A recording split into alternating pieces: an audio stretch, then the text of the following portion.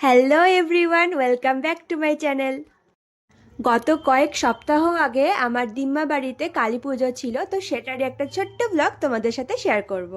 কালী পুজোর আগের দিন আমি আর মা মিলে দিম্মা বাড়িতে পৌঁছে যাই এবং গিয়ে দেখি অলরেডি সব জোগাড় কমপ্লিট হয়ে গেছে। এখানে সকাল সকাল ঠাকুর চলে আসে আর এখানে মামি ঠাকুরকে বরণ করছে। বেশ অনেক বছর ধরেই দিম্মা বাড়িতে কালী পুজোটা চলে আসছে।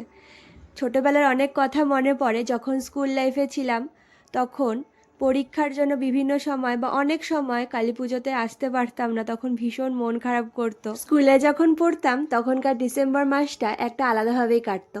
পরীক্ষা শেষ হয়ে যেত এবং পরীক্ষা শেষ হয়ে যাওয়ার পর সেই এক মাসের ছুটিটা কিভাবে উপভোগ করব, কিভাবে প্রত্যেকটা দিন এনজয় করব, সেসব চিন্তাতেই কেটে যেত। তারপর নতুন বছর শুরু হতো, নতুন ক্লাসে ওঠা, নতুন বই, এসব দিয়ে।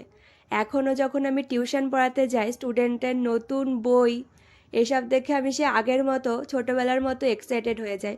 নতুন বই দেখে নতুন বইয়ের গন্ধ সেই আগেকার কথাগুলো মনে করিয়ে দেয়। যাই হোক, কালী পুজোর দিনটা শেয়ার করতে করতে হঠাৎ করে নিজের পুরোনো দিনে ফিরে গেছি। তো এইবারে ভোগের দায়িত্ব পড়েছিল মায়ের ওপর। মা সকাল সকাল স্নান করে ভোগের কাজে লেগে পড়ে এবং মাকে হেল্প করেছিল মায়ের মাসি, মানে আমার দিদা, এবং আরও সবাই মিলে হেল্প করেছিল।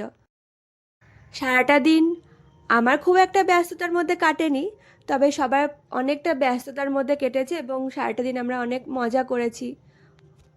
আমাদের বাড়ির কালী পুজোতে 108টা মোমবাতি ধরানোর প্রচলন আছে, তো এখানে 108টা মোমবাতি ধরানো হয়েছে এবং একই সাথে এখানে যজ্ঞ চলছে। আমাদের পুজোর দিন বিসর্জন দেওয়া হয় না, আমরা পরের দিন বিসর্জন দিতে গেছিলাম। তো এভাবেই আমাদের কালী পুজোর দিনটা সবার ব্যস্ততা এবং বিভিন্ন হই হট্টগোলের মধ্যে দিয়ে ভীষণ ভালো কেটেছে। আশা করি আপনাদের এই ব্লগটা ভালো লেগেছে। Thank you.